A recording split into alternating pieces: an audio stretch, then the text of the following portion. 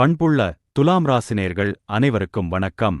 3 நிமிட இந்த பதிவை முழுமையாக பார்த்து இந்த வீடியோ உங்களுக்கு பிடித்திருந்தால் சிவவாக்கு சேனலை சப்ஸ்கிரைப் செய்ய மறக்காதீர்கள்.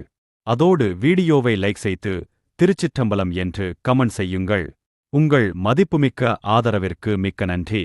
உங்களுக்கான மார்கழி மாத ராசி பலன்களை பார்க்கும் முன் இந்த மாத கிரக நிலைகளை பார்த்துவிடலாம். சனி மற்றும் ராகு கும்பராசியில் உள்ளனர்.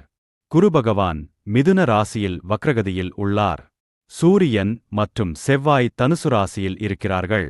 கேது பகவான் சிம்ம ராசியில் இருக்கிறார். புதன் மற்றும் சுக்கிரன் விருச்சிக ராசியில் உள்ளனர். மார்கழி 7ஆம் தேதி சுக்கிர பகவான் விருச்சிக ராசியிலிருந்து தனுசு ராசிக்கு பெயர்ச்சியாகிறார். மார்கழி 10ஆம் தேதி புதன் பகவான் விருச்சிகத்திலிருந்து தனுசுக்கு பெயர்ச்சியாகிறார். மார்கழி 27ஆம் தேதி புதன் தனுசு ராசியிலிருந்து மகர ராசிக்கு பெயர்ச்சியாகிறார். மார்கழி 30ஆம் தேதி செவ்வாய் பகவான் தனுசு ராசியிலிருந்து மகர ராசிக்கு பெயர்ச்சியாகிறார்.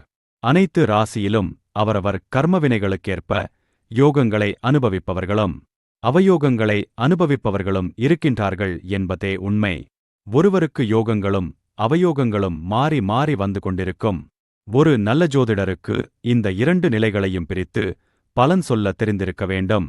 குறிப்பாக அவயோகங்களிலிருந்து விடுபட இறை வழிபாட்டு முறைகளை கற்றுக் கொடுக்க வேண்டும்.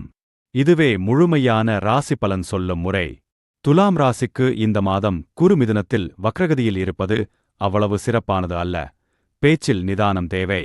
புதிய முதலீடுகளைச் செய்ய வேண்டாம். சிம்மத்தில் உள்ள கேதுவால் ஆன்மீகத்தில் ஈடுபாடு அதிகரிக்கும். 5ஆம் இடத்து சனி ஐஸ்வரியங்களை வாரி வழங்குவார். நீங்கள் தொட்டதெல்லாம் பொன்னாகும்.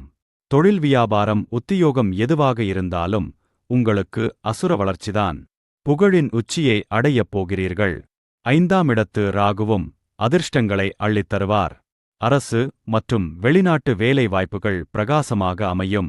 இந்த மார்கழி உங்களுடைய தேவைகள் அனைத்தும் பூர்த்தியாகும் மாதமாக இருக்கும். எப்போதும் புத்துணர்ச்சியோடு இருப்பீர்கள்.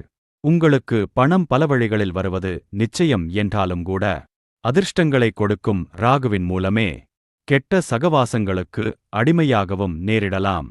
எச்சரிக்கை மிக மிக அவசியம். இதனால் உங்களுக்கு துன்பங்களே உண்டாகும்.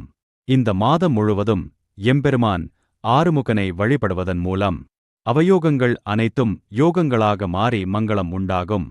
அன்பு துலாம் ராசி அன்பர்களே, சிவவாக்கை நம்புங்கள். நல்லதே நடக்கும்.